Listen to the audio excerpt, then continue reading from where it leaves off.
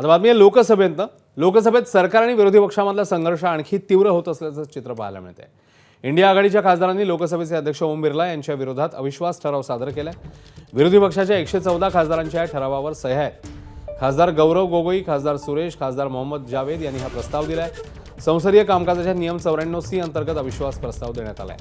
या ठरावावर निर्णय होत नाही तोपर्यंत सभागृहाच्या कामकाजात सहभागी होणार नाही अशी भूमिका ओम बिर्ला यांनी घेतली. दरम्यान या अर्थसंकल्पीय अधिवेशनात तरी या अविश्वास ठरावावर निर्णय होण्याची शक्यता कमीच आहे.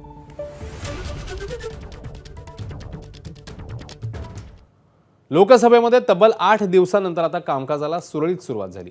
अर्थसंकल्प सादर झाल्यानंतर दुसऱ्या दिवसापासून अर्थसंकल्पावर चर्चा होणं अपेक्षित होतं. मात्र 2 तारखेला राहुल गांधींनी माजी लष्कर प्रमुख जनरल MM नरवणे यांनी लिहिलेल्या 4 स्टार्स ऑफ डेस्टिनी या पुस्तकातल्या काही ओळींवर प्रकाशित झालेल्या एका लेखाचं वाचन करण्याची परवानगी मागितली होती. मात्र ते पुस्तक प्रकाशित झालेलं नाही, त्यामुळे परवानगी देता येत नाही असं लोकसभा अध्यक्ष ओम बिर्ला म्हणाले. त्यानंतर लोकसभेत सत्ताधारी आणि विरोधी खासदारांचा गोंधळ सुरू झाला. पुढे 4 फेब्रुवारीला पंतप्रधान मोदी राष्ट्रपतींच्या अभिभाषणावर बोलणार होते, पण 5 वाजता सभागृहात काँग्रेससह विरोधकांचा गोंधळ सुरू झाला. आक्रमक झालेल्या काँग्रेसच्या महिला खासदार पंतप्रधान जिथे बसतात त्या आसनाजवळ पोहोचल्या. त्यामुळे मोदींच्या जीवाला धोका होता असं लोकसभा अध्यक्ष म्हणाले. त्यामुळे गोंधळ आणखी वाढला. तब्बल 8 दिवस गोंधळ सुरू होता. तर आजही सकाळी 2 वेळा सभागृहाचं कामकाज स्थगित करण्यात आलेलं. मात्र दुपारी 2 वाजल्यापासून कामकाज सुरळीत सुरू झालं.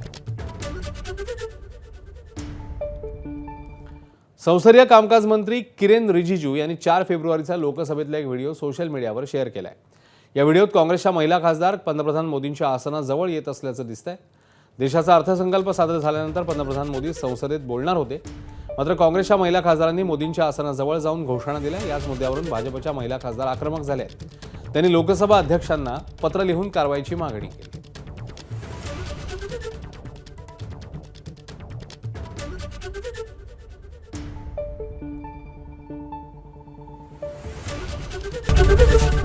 ABP माझा, उघडा डोळे बघा नीट.